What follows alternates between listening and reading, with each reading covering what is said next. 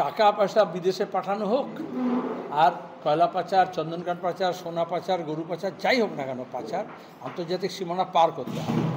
সেখানে রাজ্য এবং কেন্দ্র সরকারে যারা থাকে তাদের যোগসাজশ ছাড়া কখনোই এটা সম্ভব নয়। সুতরাং এটা ভাগাভাগি রাজনীতি যেমন আছে, এখানে টাকা পয়সা ভাগাভাগি আছে। মমতা ব্যানার্জি নিয়েছেন সেটা বিজেপি বলে, আর বিজেপি নিয়েছে এটা তৃণমূল বলে।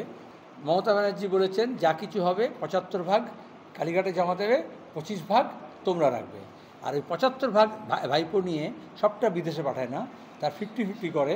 অর্ধেকটা বিজেপি কেন্দ্রীয় নেতৃত্ব পায়, অর্ধেকটা তৃণমূল পায়। উনি নিজে যে দপ্তরগুলো চালান তাকে নিজেই বকরি খেতে হবে। ভূমি রাজস্ব তিনি চালান, বিএলআরও ডিএলআরওতে সবচেয়ে বেশি কেলেঙ্কারি, ওখানে দুর্নীতি। তাহলে স্বাস্থ্য দপ্তর উনি চালান, সবচেয়ে বেশি দুর্নীতি হচ্ছে স্বাস্থ্য দপ্তরে এবং চিকিৎসার অভাব মানুষের। কে কাকে বকুনি দেবে? আর যারা ভালো চালায় তাদেরকে ডাকলে তাদের কাছ থেকে তিনি শিখতে পারতেন কিছু।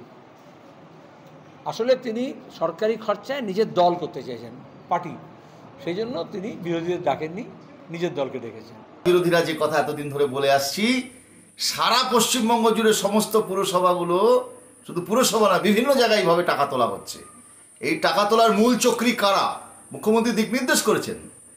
আমরা মুখ্যমন্ত্রীর কাছে অনুরোধ করব, আপনি পরিষ্কার করে বলে দিন যে এই টাকার ভাগ কত, কোথায় যাচ্ছে।